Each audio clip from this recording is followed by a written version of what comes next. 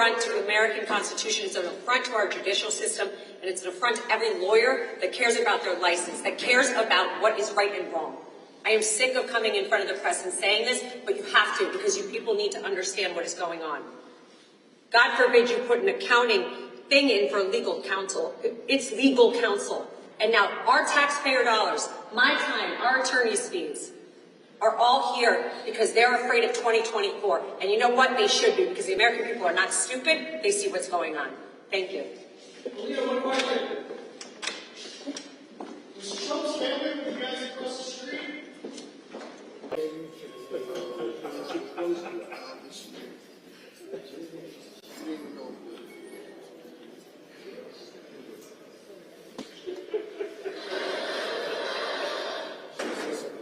It's not so much the chatter and laughter from reporters after Alina Habba stormed off from her campaign speech outside of the courtroom, but the fact that the plan is to bark at reporters while damning evidence against your client is being presented inside. And now what? We're here because of something that happened when he was in the White House that wasn't even wrong. It was not wrong. You hire lawyers to solve problems, lawyers solve those problems, you pay them. That's it. This is a joke. It's an affront to the American Constitution. It's an affront to our judicial system, and it's an affront to every lawyer that cares about their license, that cares about what is right and wrong. I think the saying is to tell it to the judge. They don't really want to, because instead they're running outside for makeshift press conferences to complain about the trial because they realize they don't have a good chance to win. The only jury that they're interested in is the public one, where they hope to convince enough people that if he's convicted, it was the most unfair process ever. Do you think this is just compensation for a non-disclosure agreement, which happens all the time in big businesses especially? Well, it is, and I expect the Trump team to focus on two themes in their opening arguments today. The first is that Trump did not have actual knowledge of how these payments were classified. That's key. He has to have known. And what I think they're going to argue is that it was someone else, like a lower level associate at Trump Tower, who characterized them as legal expenses and a retainer. But he had no idea how they were actually labeled. And two, that they were in fact legal expenses, that compensation for an NDA actually can be characterized as a legal retainer or expenses, because what else would you call them? The assist from Fox News is to help Trump's team turn an illegal hush money payment into a simple legal expense that had nothing to do with campaign finance laws, media manipulation, where they actually paid for negative stories about Trump to be suppressed for the sake of helping his campaign. That's what was actually shown in court on Monday. But conservative media is focused on making people feel sorry for him. But the guy needs exercise. He's usually golfing. And so you're going to put a man who's almost 80 sitting in a room like this on his butt for all that time? It's not healthy. You know how big of a health nut I am. He needs sunlight, and he needs activity. He needs to be walking around. He needs action. It's really cruel and unusual punishment to make a man do that. And anytime he moves, they threaten to throw him in prison. I call it pure evil. So they've taken away his freedom of speech, and now they've taken away his freedom of movement. So he has to sit there all week for 6 weeks, and if he says anything, they'll throw him in jail. If he leaves, they throw him in jail. That's crazy. I mean, they had more allowances for Khalid Sheikh Mohammed. I think they bought $1 million soccer field for the people in Gitmo. I don't know if Khalid Sheikh Mohammed was able to visit his son for his high school graduation, but it's similar. They're freezing him to death. They're putting him in a meat locker. He says it's like 45 degrees in there. And they're putting his life in danger. And they're telling the entire world, all the wackos, this is where the former president's going to be at this date, at this time, surrounded by high-rise buildings. And then they're seizing his bank accounts with these unconstitutional fines, unreasonable bond asks. It's disgusting. Jesse Waters kind of laughed his way through his disingenuous issues with the case. He knows it's ridiculous to use Trump's age and constant golf playing as an argument, especially when conservatives falsely claim that Obama golfed all the time and talk about Joe Biden's age also all the time. I feel like it's like a social experiment to see how much bullshit the Trump followers will actually believe. Yeah, you're right. He is not invincible. He is a man. He's fighting as hard as possible. He's putting all he has into trying to win the election. But you also got to remember, he's at the same time he's trying to run for president again, he's having to put everything he has into defending himself against these rigged trials and this unbelievable perversion of our justice system. And the Democrats aren't sorry about it. They aren't going to back off of what they are doing. They literally want him dead. Benny Thompson introduced a bill to take away his Secret Service protection.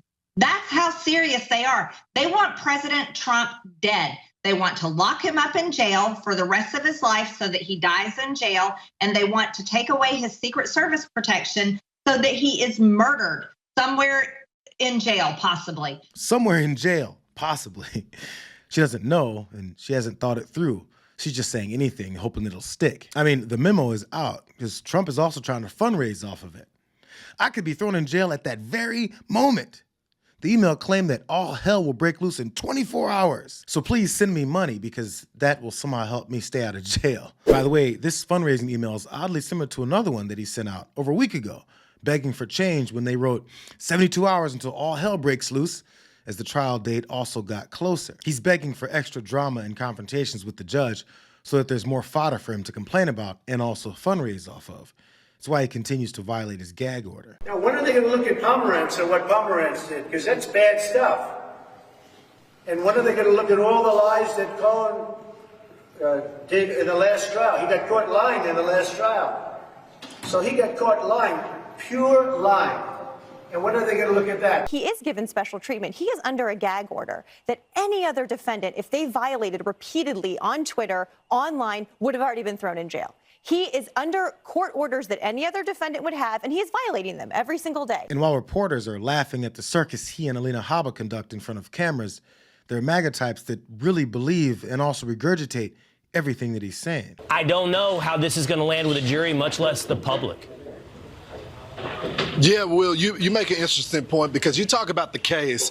And as you know, the former president continues to make this theme that they're after you, the American public. This is not about me. This is about targeting a political opponent. I was talking to this young lady right here.